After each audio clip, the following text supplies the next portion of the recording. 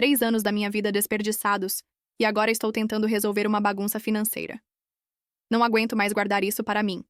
Preciso desabafar antes que eu perca o controle. Conheci o Ben em um dia que deveria ser bem normal. Eu estava no trem indo visitar minha irmã em Chicago quando bateu em algo nos trilhos. Não foi um descarrilamento completo, mas o suficiente para danificar o trem e nos deixar presos em uma cidadezinha da Pensilvânia.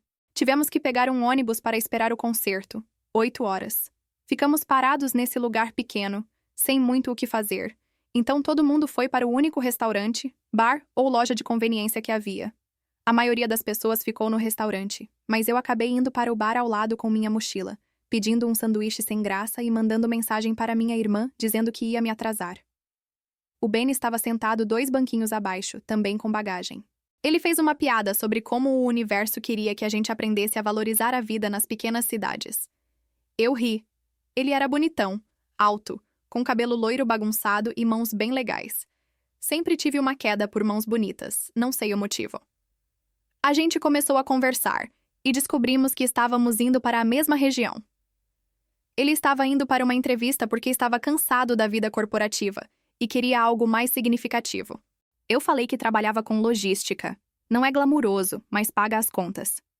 Depois de algumas horas de conversa e umas cervejas, trocamos números. Sinceramente, eu não achei que daria em nada, mas no dia seguinte ele me mandou mensagem e a gente se encontrou para um café quando eu voltei da minha irmã.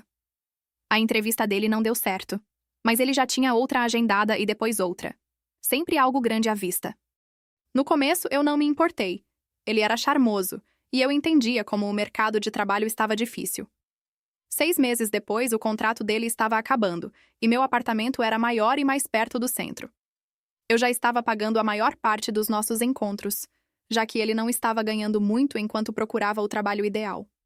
Então, quando ele sugeriu morarmos juntos, parecia o próximo passo lógico. Foi aí que as coisas começaram a mudar. No primeiro mês, ele pagou a parte dele do aluguel em dia. No segundo mês, ele atrasou 1 semana. No terceiro mês, ele teve uma desculpa elaborada sobre como o pagamento de um projeto freelance estava atrasado, mas ele definitivamente me pagaria no próximo mês, mais do que me devia. Eu não insisti. Não tinha por que fazer isso. Eu podia pagar o aluguel sozinha. Estava apertado, mas dava para lidar. E o Ben ficava o dia todo em casa, trabalhando no portfólio e fazendo contatos. Então, o apartamento estava sempre arrumado e o jantar pronto quando eu chegava em casa. Eu dizia a mim mesma que era algo temporário. As desculpas foram ficando mais elaboradas. O startup que ele estava consultando estava com problemas de contabilidade. Um cliente estava atrasado com o pagamento. Sempre algo além do controle dele. Mas o aperto financeiro começou a aparecer. Eu comecei a pegar turnos extras. Fiz uns trabalhos de inventário no fim de semana para conseguir cobrir as contas.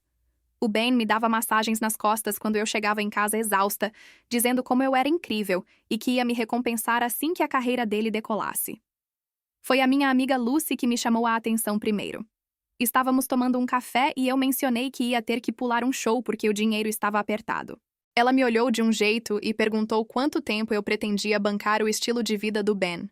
Eu fiquei na defensiva, dizendo que relacionamento tem altos e baixos e que ele faria o mesmo por mim. Mas aquele comentário ficou na minha cabeça. Passei a prestar mais atenção e percebi com que frequência ele usava meu cartão sem pedir. A minha conta do mercado dobrou desde que ele se mudou, mas a geladeira parecia vazia. Ele sempre tinha dinheiro para um jogo novo ou para sair com os amigos, mas nunca para as contas. Um dia, eu casualmente toquei no assunto de casamento. Só para comentar, depois de um encontro com a família. Ele me olhou como se eu tivesse sugerido que a gente se jogasse de um penhasco. Disse que não estava pronto, que casamento era muito sério. Por que apressar? Eu não insisti. Eu deveria ter insistido. Aí as coisas melhoraram, estranhamente por um mês. O Ben começou a sair mais, dizendo que estava se encontrando com clientes, indo a eventos de networking. Ele parecia energizado, dizendo que as coisas finalmente estavam se encaixando. Eu queria acreditar nele. Na sexta-feira seguinte, minha amiga Júlia me mandou uma mensagem perguntando se queríamos sair para jantar com ela e o namorado dela. O Ben já tinha me dito que ia para um evento de networking, então eu concordei em ir sozinha. Cheguei cedo no restaurante, mas algo estava estranho com a Júlia. Ela ficava olhando o celular, me dando olhares estranhos, quase de pena. Finalmente, o namorado dela chegou e começou a falar sobre um evento de tecnologia que ele tinha ido na noite anterior. Aí ele soltou. Perguntou se o Ben tinha aproveitado o open bar e mencionou que o tinha visto lá com a namorada dele. Eu com certeza fiquei confusa. Eles ficaram em silêncio, e a Júlia puxou o celular e começou a se desculpar, dizendo que não tinha certeza se devia me mostrar aquilo. Ela me entregou o telefone. Era o perfil de uma mulher que eu não conhecia, loira, chamada Mariana. O post mais recente dela era de ontem à noite, com luzinhas de Natal, taças de champanhe e uma mão com um anel de diamante. A legenda dizia: "Eu disse sim, não acredito que vou me casar com meu amor." Eu comecei a rolar o perfil dela, e as postagens datavam de pelo menos um mês. Legendas sobre meu homem e noite de encontro com o amor da minha vida. Em uma das fotos, eles estavam na praia de 2 finais de semana atrás, quando o Ben me disse que estava visitando os pais dele no interior. Me desculpei do jantar, disse a Júlia e ao namorado dela que ligaria mais tarde, e fui direto para casa. Quando cheguei, corri para checar nossa conta do cartão de crédito compartilhada, e encontrei cobranças de restaurantes que eu nunca frequentei. Uma reserva de hotel do centro da cidade de 3 semanas atrás. E uma cobrança de uma joalheria na semana passada no valor de $2.800. Foi aí que caiu a ficha. Ele tinha comprado o anel de noivado para ela com o meu dinheiro. Fiquei sentada na janela do apartamento, rolando por todos os comprovantes no meu celular até escurecer, por volta das 21 horas. O Ben chegou em casa como se fosse uma noite qualquer. Entrou, tirou os sapatos e foi direto para a geladeira pegar uma cerveja, como sempre. Perguntei onde ele tinha ido. Ele disse que estava apenas fazendo networking e que as coisas estavam melhorando. Eu então perguntei se ele tinha se casado recentemente. Você deveria ter visto a cara dele. Primeiro um choque, depois um sorriso estranho, quase como se estivesse surpreso por eu ter descoberto. Quando perguntei se ele tinha pedido a loira do Instagram em casamento, ele deu de ombros e disse: "Olha, vamos evitar essa conversa agora. Eu não devo nada a você." Eu fiquei tremendo. "Você gastou o meu dinheiro, morou comigo e pediu a outra em casamento." Gritei alto o suficiente para que os vizinhos provavelmente escutassem. Foi quando ele disse: "Você realmente achou que eu ia te dar um anel? Você é o tipo de garota com quem os homens ficam quando falham." Eu não falhei. Eu não lembro de decidir bater nele, mas de repente minha mão já estava no peito dele, empurrando-o com força. Ele deu um passo para trás, derramando cerveja na camisa dele. Antes que ele pudesse reagir, eu dei um tapa no rosto dele, deixando uma marca vermelha na bochecha. Fui até o armário, peguei a mochila dele e comecei a enfiar o que encontrava pela frente: o carregador da tomada, camisetas da pilha de roupa limpa, e joguei tudo nele, dizendo que se ele não saísse em 5 minutos, eu ligaria para a nova noiva dele e contaria tudo. Isso foi o suficiente para ele se mover. Pegou algumas coisas, murmurando que voltaria para pegar o resto depois. Eu falei para ele combinar com o proprietário do apartamento, porque ele não entraria mais ali. Ele bateu a porta ao sair, e eu troquei as fechaduras no dia seguinte. Coloquei as coisas dele em sacos de lixo perto do lixo do prédio e bloqueei o número dele, o e-mail e as redes sociais. Mas o pesadelo não tinha acabado. Quando fui verificar minha conta mais de perto, percebi o quão grande foi o estrago. Mais de $2.700 em cobranças nos últimos 2 meses. Assinaturas que eu nunca autorizei, contas de restaurante que me deixariam enojada e o anel. Aquele anel que nem era para mim.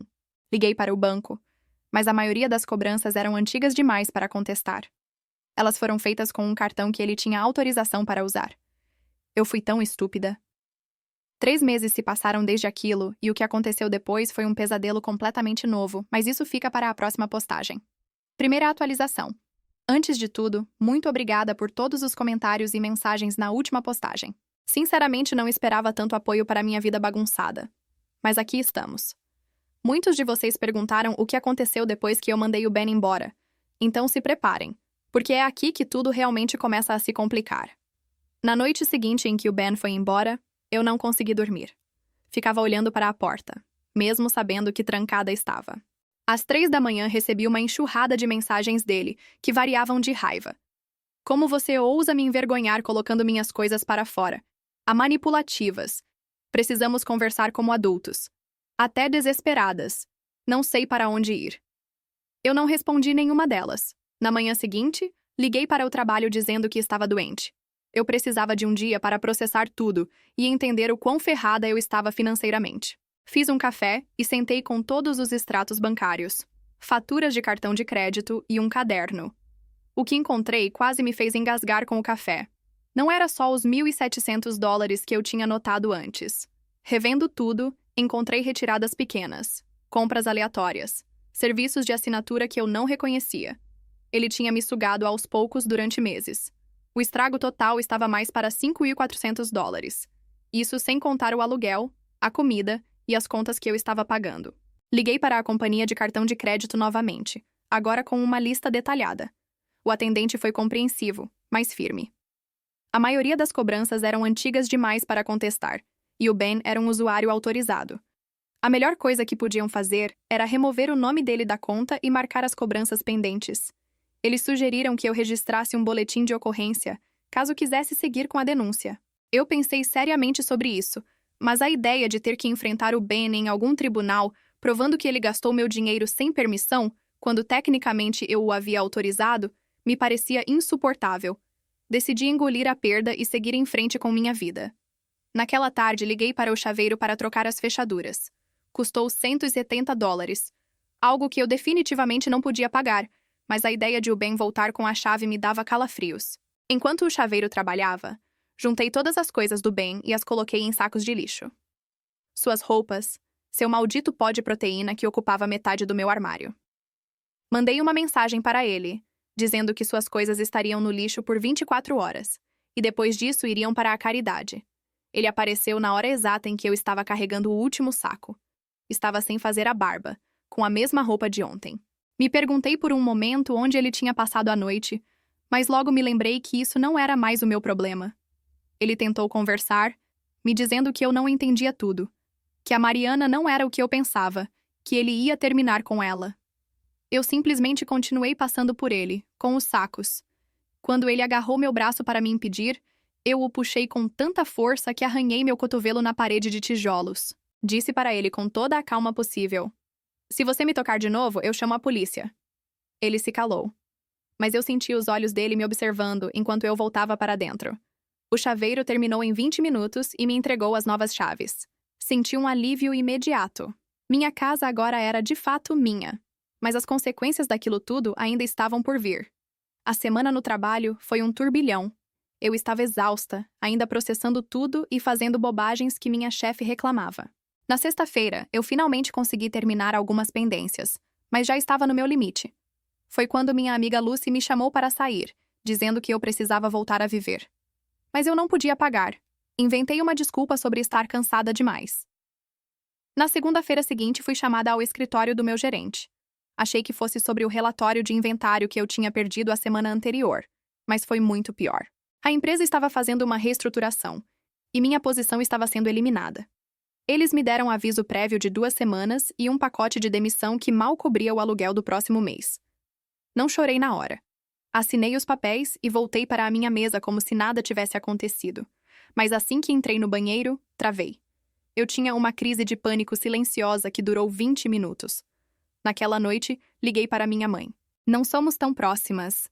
Ela mora na Flórida com o segundo marido, e a gente conversa uma vez por mês no máximo. Mas eu precisava de um consolo, de ouvir que as coisas iam ficar bem. Ela foi simpática, mas não exatamente útil. Disse que eu nunca deveria ter deixado o Ben morar comigo sem um compromisso sério, e perguntou se eu pensava em voltar para casa até me estabilizar. Eu pensei em como seria voltar para o sofá da casa dela e ouvir as opiniões políticas do meu padrasto, e rejeitei a ideia rapidamente. Passei a segunda-feira de aviso prévio aplicando para empregos. Enviei 73 currículos. Recebi 6 respostas pedindo segundas entrevistas. Nenhuma delas se concretizou. As semanas seguintes foram um mar de rejeições, e eu me vi vendendo coisas. A primeira semana de desemprego foi uma rotina. Acordar, aplicar para empregos, fazer um almoço barato, aplicar para mais empregos, caminhar para economizar no aquecimento, fazer o jantar e repetir. Na segunda semana, minha conta bancária estava com 3 dígitos. Cancela Netflix, tomei banhos mais curtos, comi só macarrão instantâneo e ovos. Chamei a empresa de eletricidade para negociar um parcelamento e avisei ao meu senhorio que o aluguel ia atrasar alguns dias. Ele não gostou, mas concordou em esperar até o dia 15 antes de aplicar a multa. O dia 15 chegou e passou, E então eu comecei a vender o que eu podia. Meu relógio caro no eBay, roupas no Poshmark e coloquei a TV à venda no Facebook Marketplace. Mas as ofertas eram muito baixas. Foi quando meu celular vibrou com uma mensagem de um número desconhecido. Era o Ben. Ele tinha um novo número ou estava usando o celular de outra pessoa. Disse que precisava falar comigo, que a Mariana tinha descoberto sobre nós e terminado com ele, e que ele estava arrependido. Queria explicar. Eu bloqueei o número imediatamente, mas aquilo me abalou. Não porque eu me importasse com os problemas dele, mas porque me lembrei de como eu fui incapaz de ver o que ele era desde o início. No final daquele mês, eu estava completamente desesperada. O meu senhorio começou a deixar mensagens de voz sobre o aluguel. A eletricidade foi cortada por 48 horas, até que eu consegui juntar o suficiente para pagar o mínimo e religar. Passei 3 dias comendo apenas arroz simples, porque era tudo o que eu tinha. Eu finalmente engoli meu orgulho e apliquei para a assistência temporária. O processo foi humilhante. Preencher formulários que detalhavam todos os aspectos da minha vida financeira, esperar horas em um escritório governamental lotado, apenas para me dizerem que eu ganhava demais no meu emprego anterior para qualificar para a ajuda imediata. Eles me deram uma lista de bancos de alimentos. No dia seguinte, fui a um deles. Fiquei na fila com minha identidade e comprovante de residência, e aceitei uma caixa com produtos enlatados e pão quase vencido, sorrindo, mas sentindo que meu rosto poderia rachar de vergonha. Carreguei a caixa para casa no ônibus, sentindo que todos olhavam para mim, mesmo que ninguém realmente se importasse. Naquela noite, recebi um e-mail de uma pequena empresa de armazém que estava procurando ajuda temporária para a temporada de pico. O salário era menos da metade do que eu estava ganhando antes, mas era alguma coisa. Respondi imediatamente. Fiz uma entrevista por telefone na manhã seguinte e comecei na segunda-feira seguinte. O trabalho era fisicamente brutal. 8 a 10 horas em pé, levantando caixas, escaneando inventário, trabalhando em áreas do armazém que variavam entre um frio insuportável e um calor sufocante, dependendo da seção que eu estava. Minhas mãos ficaram calejadas, minhas costas doíam constantemente e eu chegava em casa tão exausta que nem conseguia pensar em procurar outro emprego, mas pelo menos dava para pagar parte do aluguel. Acontece que, com o tempo, o meu senhorio aceitou um novo prazo, desde que eu pagasse as taxas de atraso. Então, uma noite, quando cheguei em casa, encontrei uma notificação de despejo colada na porta do meu apartamento. Parecia que os pagamentos parciais que eu tinha feito não estavam sendo suficientes. Eu tinha 30 dias para pagar tudo, ou teria que sair. Sentei no chão da cozinha, olhando para o aviso, sem forças para chorar. Foi quando a minha vizinha bateu na porta. Ela tinha visto o aviso e me ouviu entrando. Perguntou se eu estava bem. Eu menti, dizendo que sim. Ela hesitou por um momento, mas então perguntou se eu estava procurando por uma colega de quarto. A prima dela, Rosalie, estava procurando um lugar para ficar por uns meses enquanto economizava para alugar seu próprio apartamento. Se a gente dividisse o aluguel em 3, seria possível para todo mundo. Eu nunca tinha falado muito com essa vizinha, mas naquele momento ela parecia um anjo. Eu aceitei imediatamente. A Rosalie se mudou 2 dias depois. Ela era tranquila, pagava sua parte do aluguel em dinheiro e não fazia perguntas sobre o porquê de, às vezes, eu comer só arroz no jantar. Não éramos exatamente amigas, mas convivíamos pacificamente no apartamento cada vez mais deprimente.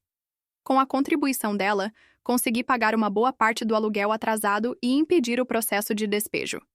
Eu ainda estava atolada em dívidas de cartão de crédito, ainda trabalhando em um emprego que mal cobria as necessidades básicas, ainda comendo como uma estudante de faculdade no fim do semestre, mas ao menos não estava sem teto. E isso já era alguma coisa. Passaram-se 3 meses depois que o Ben foi embora. Eu estava correndo para pegar o ônibus para o trabalho quando, sem querer, esbarrei em alguém na calçada. Me desequilibrei e murmurei um pedido de desculpas sem olhar para cima. Então, ouvi meu nome. Era o Ben, de pé ali, como se estivesse esperando por mim. Ele estava usando um uniforme de fast food, com a camisa polo horrível e o boné.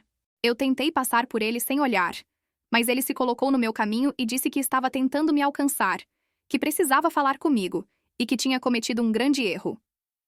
Notei que o celular dele era um modelo antigo, nada como o iPhone mais recente que ele sempre teve. Aí percebi. A vida de karma tinha começado para ele. Eu disse que estava atrasada para o trabalho e o empurrei para passar. Ele gritou atrás de mim, dizendo que voltaria e faria as coisas certas. Eu nem olhei para trás. Só corri para o ônibus e consegui entrar bem na hora em que as portas estavam se fechando. À noite, eu não consegui dormir. Não porque sentia falta dele ou queria que ele voltasse, mas porque estava com medo de que ele tivesse descoberto onde eu morava e que fosse aparecer ali de novo. Coloquei uma cadeira na maçaneta da porta, mesmo sabendo que parecia paranoico. Na manhã seguinte, quando fui conferir a minha caixa de correio, havia uma carta. Não tinha selo, só meu nome escrito à mão. Reconheci imediatamente a letra do Ben. Não abri a carta. Só a rasguei e joguei os pedaços em lixeiras diferentes a caminho do ponto de ônibus. Sabia que ele não desistiria tão facilmente, e estava certa. Nos dias seguintes, comecei a vê-lo de longe, aleatoriamente. Ele estava na rua de frente para o meu prédio, na parada de ônibus perto do trabalho. Uma vez, até na lavanderia, onde eu começara a ir porque as máquinas do prédio estavam muito caras. Ele nunca vinha falar diretamente comigo, mas ficava me observando, às vezes acenando ou tentando fazer contato visual. Eu fingia que não via e andava mais rápido. Meu trabalho temporário no armazém logo se tornou um pesadelo. Os gerentes continuavam estendendo os turnos sem avisar, então eu chegava esperando trabalhar 8 horas e acabava ficando 12. Meus pés estavam sempre inchados, e eu sentia uma dor aguda na parte inferior das costas que nunca passava. Mas eu não podia sair.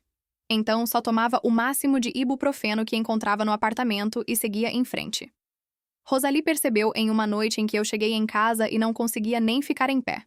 Ela estava fazendo uma sopa e me ofereceu um pouco. Foi a primeira comida caseira de verdade que eu comi em semanas, que não fosse arroz ou macarrão instantâneo. Nós nos sentamos à mesa, e pela primeira vez, realmente conversamos. Descobri que a Rosalie tinha sua própria história com o Ben, só que com outro nome. Foi estranhamente reconfortante saber que eu não era a única idiota que confiou na pessoa errada. Começamos a jantar juntas quando nossos horários batiam, com o que conseguíamos juntar da despensa ou da seção de descontos no mercado. Naquele momento, Rosalie parecia ser a única pessoa que se importava. Chegou o fim de novembro, e um dia acordei sentindo como se tivesse sido atropelada por um caminhão. Minha garganta estava ardendo, minha cabeça latejava e eu mal conseguia sair da cama. Liguei para o trabalho, tentando explicar minha situação, mas minha supervisora foi direta. Trabalhador temporário não tem direito a dias de descanso. Se você não aparecer, pode perder seu posto. Eu sabia que a dor estava insuportável, mas não podia perder o emprego, então me vesti o melhor que pude e fui trabalhar. Quando cheguei ao trabalho, minha febre estava em 103,5 degraus. Não podia ser possível, então sacudi o termômetro e tentei de novo. 103,8 degrees. A essa altura, já estava claro que eu deveria ter ido à emergência, mas o atendimento médico me custaria o que eu não tinha, e com apenas $27 na conta, qualquer despesa extra era impensável. Então, tomei mais ibuprofeno, me empilhei em camadas de roupas e fui trabalhar. Não me lembro de muito do dia, só sei que fiquei o tempo todo sentindo que estava prestes a desmaiar. Bebi água da fonte e me escondi no banheiro quando a tontura ficou pior. Quando finalmente saí do trabalho, já estava tremendo violentamente, mesmo estando encharcada de suor, e eu mal conseguia ficar de pé. A única coisa que lembro é de descer para a parada de ônibus onde de repente desmaiei no chão.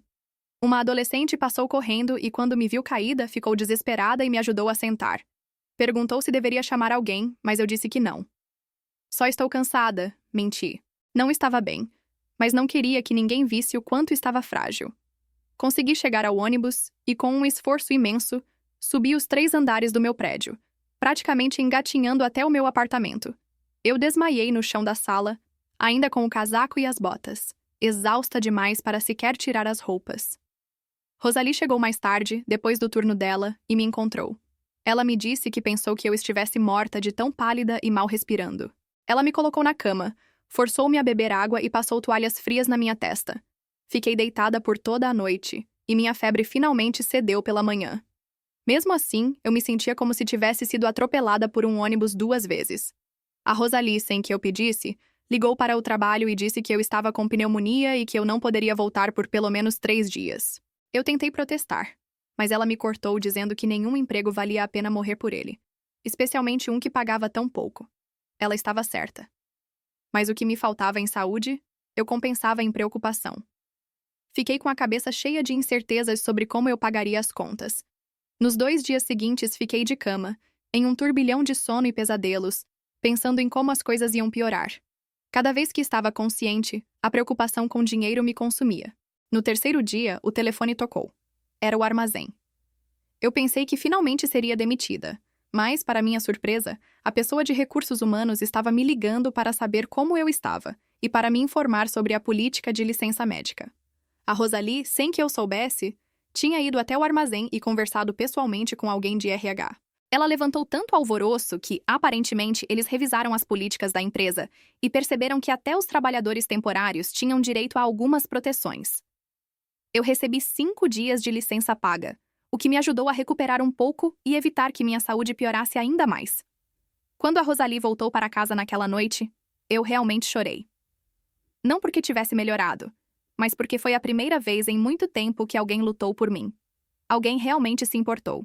Agradeci a ela, mas não havia palavras suficientes para expressar a minha gratidão. Quando voltei ao trabalho, as coisas estavam diferentes. Minha supervisora me olhava com desconfiança, provavelmente esperando que eu desmaiasse de novo a qualquer momento. No entanto, o mais interessante foi o apoio que recebi dos meus colegas de trabalho, aqueles com quem eu mal falava antes. Eles começaram a me dar atenção, checando se eu estava descansando e até ajudando com as tarefas mais pesadas.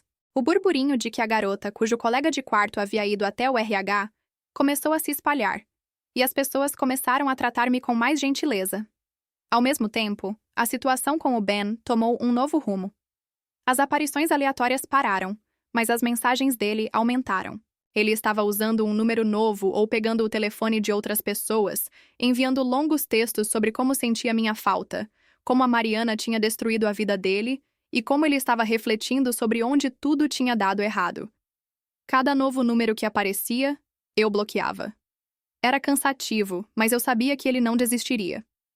Até minha amiga Júlia sugeriu que eu mudasse de número completamente, mas isso significava pagar uma taxa que eu não tinha, então só continuei bloqueando e ignorando. Chegou dezembro, e a pressão financeira aumentou ainda mais. O trabalho no armazém estava mais corrido com as compras de fim de ano, o que significava mais horas, mas também mais desgaste físico. A dor nas minhas costas se intensificou a tal ponto que comecei a tomar a dose máxima de ibuprofeno todos os dias, apenas para conseguir funcionar. Meus dentes doíam constantemente, e o molar que estava me incomodando havia meses se tornara uma verdadeira tortura, mas cuidados dentários pareciam tão distantes quanto uma viagem de luxo para as Maldivas. Eu não tinha como pagar um dentista. Uma manhã, enquanto esperava o ônibus no ponto, uma mulher mais velha começou a conversar comigo, como se estivéssemos fazendo um bate-papo qualquer. O tempo estava frio e o ônibus estava atrasado, então conversamos sobre a chuva e os atrasos. Ela comentou que trabalhava em um consultório médico ali perto, e eu, talvez de forma desesperada, perguntei se eles estavam contratando. Ela pareceu surpresa, mas me deu o nome do gerente do escritório e sugeriu que eu fosse até lá com meu currículo. Não esperava muito, mas eu estava tão desesperada que decidi tentar. Atualizei meu currículo, imprimi uma cópia na biblioteca e no dia seguinte, no meu intervalo de almoço, fui até o consultório. Não esperava nada além de uma recusa educada ou um pedido para enviar o currículo online. No entanto, a recepcionista me conduziu até uma sala pequena, onde uma mulher que parecia muito ocupada estava comendo um sanduíche. Ela olhou rapidamente para o meu currículo, perguntou sobre minha experiência em logística e imediatamente me perguntou quando eu poderia começar a organizar a área de suprimentos deles. Não era um trabalho em tempo integral, mas pagava $3 a mais por hora do que o armazém, e ainda tinha horas flexíveis. Aceitei na hora. Nos próximos dias, comecei a trabalhar em ambos os empregos, pela manhã no consultório médico, à noite no armazém. Era cansativo, mas pela primeira vez em meses eu conseguia pagar as contas em dia. Quando chegava em casa, Rosalie me recebia com algo feito em casa, e eu caía na cama exausta, mas aliviada. Por fim, consegui salvar o pouco de dignidade que me restava. Em meados de janeiro, finalmente consegui me libertar do trabalho no armazém. Não que tenha sido uma decisão fácil, mas o novo emprego estava me deixando mais estável financeiramente, e eu não suportava mais as condições do armazém. Eu não conseguia mais ficar em pé por tantas horas seguidas. Minha coluna doía constantemente e, embora o trabalho no consultório médico fosse fisicamente exigente, ele estava me proporcionando um descanso emocional que o armazém jamais ofereceu. No meu último dia no armazém, senti um alívio imenso. Quando entreguei meu crachá e recebi os últimos papéis, senti uma sensação de liberdade que eu não experimentava há muito tempo. A supervisora parecia genuinamente surpresa, e uma das minhas colegas de trabalho até me deu um abraço tímido, dizendo que estava feliz por eu ter escapado. Eu me sentia estranha, porque, por um lado, isso significava um novo começo. Por outro, o peso das dívidas de meses ainda estava ali, me observando. Mas mesmo assim, eu estava mais leve. O trabalho no consultório médico não era glamouroso, mas era constante. As horas eram flexíveis e a chefe me deu mais responsabilidades à medida que provava ser confiável. Em fevereiro, comecei a trabalhar 35 horas semanais e até ganhei uma pequena mesa no fundo para poder acompanhar o inventário e gerenciar as entregas. Não era o que eu imaginava para minha vida, mas ao menos era estável. Com o tempo, comecei a pagar as dívidas do bem. Um pagamento de $20 aqui, $50 ali. Não era muito, mas ver os saldos das minhas contas diminuindo foi algo que me deu uma sensação de controle que eu não sentia há meses. Rosalie e eu nos acostumamos com a rotina. Ela começava a sair mais com o namorado dela, e o apartamento ficava mais silencioso, mas não me incomodava. A verdade era que eu estava aprendendo a viver novamente. O simples fato de não ter mais que me preocupar se seria despejada ou não já era uma grande conquista. Em um domingo de manhã, Rosalie e eu decidimos pintar a sala de estar. Tínhamos a ideia de mudar o tom de bege antigo para um cinza claro e fresco. Passamos a tarde inteira pintando e conversando, e eu percebi que, apesar de tudo, estava em um lugar melhor. Não era fácil, mas estava diferente. E isso já era algo. O mês de fevereiro passou de forma mais tranquila. Eu comecei a ver uma leve melhora no meu crédito, que ainda estava longe de ser ótimo, mas já dava para respirar sem o peso constante das dívidas. Uma noite, enquanto jantava uma pizza barata e assistia a algo no Netflix, minha mãe ligou. Eu estava esperando um daqueles telefonemas normais em que ela me dava conselhos que eu nunca pedia, mas, para minha surpresa, ela disse que estava feliz em ouvir minha voz mais animada. Ela até ofereceu ajudar com os custos do meu tratamento dentário, caso eu fosse visitá-la por um fim de semana. Isso me pegou de surpresa. Sempre foi difícil para mim pedir ajuda, especialmente porque o relacionamento com meu padrasto nunca foi fácil, mas a ideia de finalmente tratar o meu dente doendo me fez considerar a proposta. No final de fevereiro, recebi uma mensagem da minha amiga Júlia.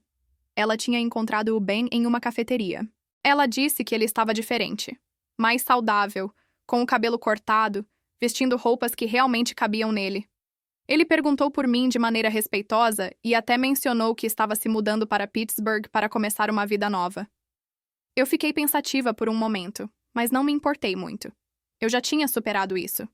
O Ben já fazia parte do passado, e o que ele estava fazendo com a vida dele não era mais da minha conta. Eu agradeci a Júlia pela informação, mas segui em frente. Em março, tudo parecia finalmente se estabilizar. Meu trabalho no consultório médico aumentou ainda mais, com benefícios de saúde entrando em vigor e minha carga de trabalho crescendo para 40 horas semanais. Eu comecei a colocar um pouco de dinheiro na poupança, o que era uma grande vitória para mim. Eu também comecei a pensar em mais coisas para minha vida além das contas e das dívidas, o que eu queria para o futuro. Talvez até um curso para continuar minha educação, ou até algo mais ambicioso, mas sem pressa. E então, algo inesperado aconteceu. Na última semana de março, cheguei em casa após um longo dia de trabalho e encontrei um pacote na porta. Não era grande, mas estava cuidadosamente embalado. Quando abri, encontrei uma pequena caixa e um envelope. O envelope tinha meu nome escrito à mão, mas a caligrafia era familiar. Era do Ben. Dentro da caixa havia um anel. Não o anel de noivado que ele havia comprado para a Mariana, mas o anel que ele me tinha mostrado, o mesmo que ele tinha comprado com o meu dinheiro. A legenda do cartão dizia: "Eu sei que não posso apagar o que fiz, mas quero tentar fazer as coisas certas. Este é o anel que eu deveria ter dado a você, e não a ela. Eu mudei. Por favor, me ligue." Senti um frio na espinha. O que ele queria agora? Tentei não ceder à curiosidade e joguei o anel e o cartão na lata de lixo do corredor. Eu tinha aprendido a lição. Não se tratava de um gesto romântico. Era uma tentativa de redenção barata. Não havia nada mais que eu quisesse dele. Eu já estava mais forte e mais feliz sem ele. Eu estava seguindo em frente. No dia seguinte, ele me mandou uma mensagem perguntando se eu tinha recebido o presente. Ao invés de bloquear imediatamente, decidi responder com 2 palavras: "Siga em frente." Eu o bloqueei novamente. E dessa vez foi definitivo. O mês de abril começou com um novo ciclo. No consultório, minha chefe me deu uma pequena promoção e me deu mais responsabilidades. No entanto, minha vida financeira ainda era um trabalho em andamento, e mesmo que o crédito estivesse começando a melhorar, ainda havia muitas dívidas para quitar. Mas eu estava aprendendo a viver com isso, e isso era um progresso. Eu já não me sentia mais refém do passado, não me sentia mais dependente de promessas vazias ou do que o Ben tinha me feito acreditar. Eu havia encontrado a força para me reconstruir. Rosalie me disse que estava pensando em se mudar para um apartamento com o namorado dela, e eu comecei a procurar por um lugar mais barato para morar. Mesmo que o passado ainda estivesse presente, eu estava pronta para continuar a jornada sozinha. A vida não voltaria ao que era, mas estava se tornando algo novo, algo que eu poderia construir com minhas próprias mãos. E assim termina a história. Agradeço imensamente a todos que me apoiaram ao longo dessa jornada. Não sei se o Ben realmente mudou, mas agora sei que não depende de mim. Estou fazendo o meu melhor, e isso é o que importa.